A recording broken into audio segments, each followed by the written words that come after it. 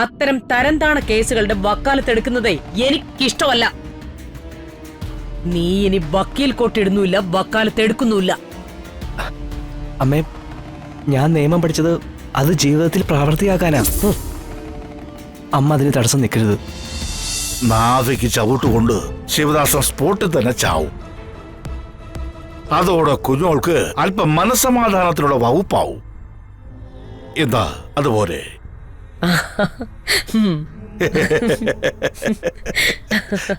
മതി. എന്താണ് അപൂർവ സഹോദരങ്ങൾ തമ്മിൽ പ്ലാൻ ചെയ്യുന്നത്? ഒന്നുമില്ല. ഈ കുഞ്ഞുമോളിങ്ങനെ ഓരോന്നൊക്കെ പറഞ്ഞു വന്നപ്പോഴേ എന്തൊരു ചൂടളിയാ അല്ലേ? ഭദ്രൻ നിന്ന് കൂടുതൽ വിയർക്കണ്ട. ആ പിന്നെ ഉപദേശം തരാനുള്ളത് എന്റെ ഭാര്യയോടാ. പുതിയ പാപങ്ങളൊന്നും ചെയ്യാൻ നിൽക്കരുത്. പ്രായം കൂടിക്കൂടി വരിക. ചത്ത് കട്ടിലൊഴിയാതെ കിടന്ന് നരയിക്കേണ്ടി വരും. മാത്രമല്ല ജയിലിലെ VIP പരിഗണനയൊക്കെ ഇപ്പൊ മാറ്റാൻ പോവാ. അളിയാ, ദേ നിങ്ങളോ വഴിതെറ്റി. പെങ്ങളെയും കൂടി വഴിതെറ്റിക്കാതെ അവർക്ക് നല്ല ബുദ്ധി പറഞ്ഞു കൊടുക്ക്. നന്നാവാൻ ഇനിയും സമയമുണ്ട്. അതെങ്ങനെയാ? വിവരം ലെവലേശം പോലും ഇല്ലാത്ത അളിയൻ ആരെ എപ്പ പറഞ്ഞു തിരുത്താനാ?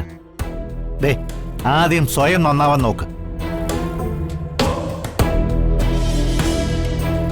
കുഞ്ഞോളെ, അളിയൻ ആ പറഞ്ഞതിന്റെ അർത്ഥം ഞാൻ നല്ലതല്ല എന്നല്ലേ? ഞാൻ ഇനിയും നന്നാവണോ?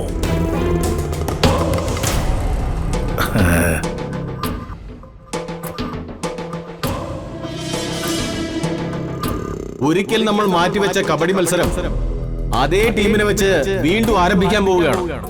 നല്ലൊരു ക്ലാപ്പ് കൊടുക്കാം.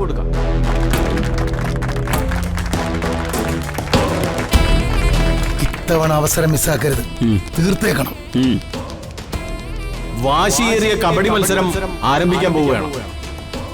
ആദ്യം ടോസ്. ചേട്ടാ ചെല്ല്.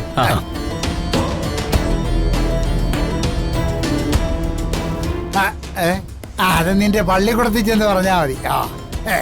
താൻ തന്നെ ടോസ് ഇട്ടോ. എന്നാ ഞാൻ ടോസ് ചെയ്യാൻ പോവുകയാണ്. താൻ തന്നെ വിളിച്ചോ.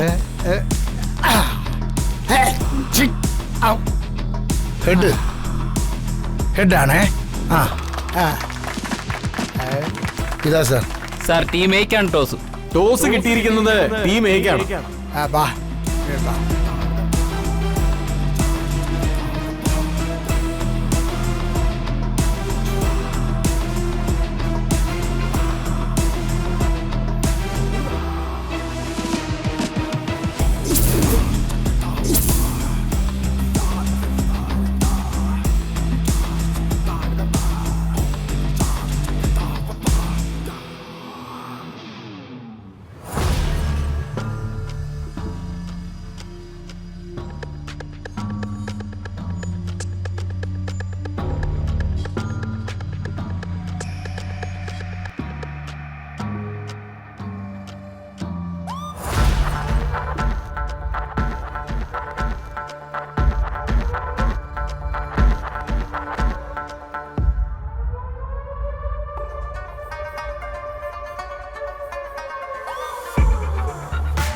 മഹി, എന്താമേ?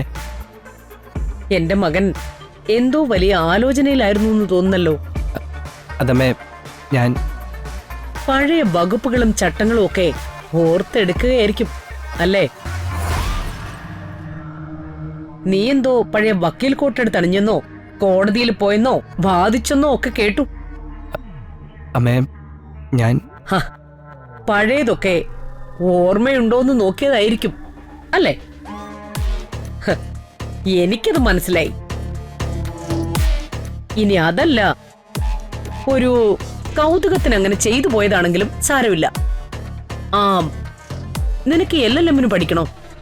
വക്കീൽ പഠനത്തിന്റെ മാസ്റ്റർ ഡിഗ്രിക്ക് വേണമെങ്കിൽ പറഞ്ഞാ മതി, ഞാൻ അഡ്മിഷൻ എടുത്തു തരാം.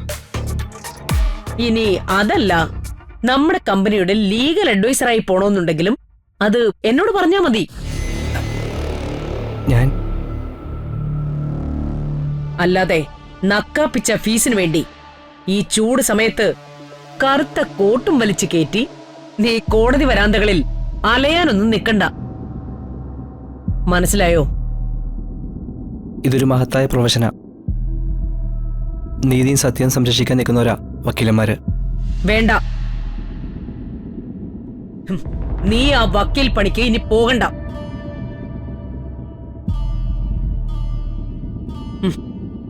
കഞ്ചാവ് വിൽപ്പനക്കാരെയും മയക്കുമരുന്ന് കച്ചവടക്കാരെയും കള്ളന്മാരെയും കൊലയാളികളെയും ജാമ്യത്തിലെടുക്കാൻ വാദിക്കുന്നതാണോ നീതിയും സത്യവും സംരക്ഷിക്കൽ?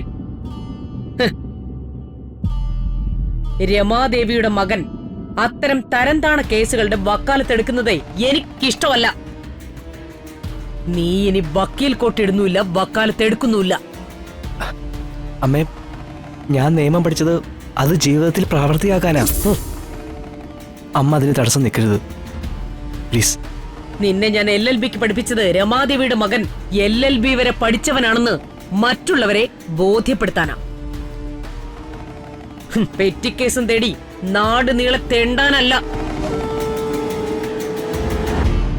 നീ വക്കാലത്തെടുത്തത് ആർക്കു വേണ്ടിയാണെന്നൊക്കെ ഞാൻ അറിഞ്ഞു.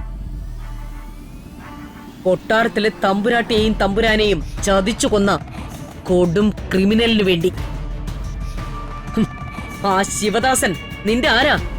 ജനിപ്പിച്ച തന്തയോ അതോ നിന്റെ അമ്മാവനോ?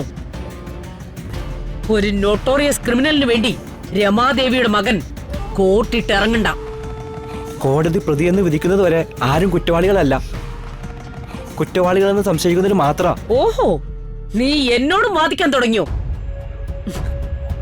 നിന്റെ വാദം കേൾക്കാൻ എനിക്ക് സമയവുമില്ല, താല്പര്യവുമില്ല. എന്റെ ശത്രുവാ കൊട്ടാരത്തിലെ ആശ്രിതനായ ആ ശിവദാസൻ. ഇനി മേലാൽ നീ വക്കീൽ കോട്ടുമണിഞ്ഞ് ശിവദാസന് വേണ്ടി കോടതിയിൽ ഹാജരായാൽ ശിവദാസന്റെ വിധി എഴുതുന്നത് ഈ രമാദേവിയായിരിക്കും. ജയിലിനകത്തിട്ട് അയാളെ തീർക്കും ഞാൻ. അമ്മേ, പറഞ്ഞത് ഓർമ്മയുണ്ടല്ലോ? പറയുന്നത് മാത്രം പ്രവർത്തിക്കുകയും പ്രവർത്തിക്കുന്നത് മാത്രം പറയുകയും ചെയ്യുന്ന ആളാണ് ഈ രമാദേവി. അത് എന്റെ മകൻ ഓർത്താൽ നല്ലത്.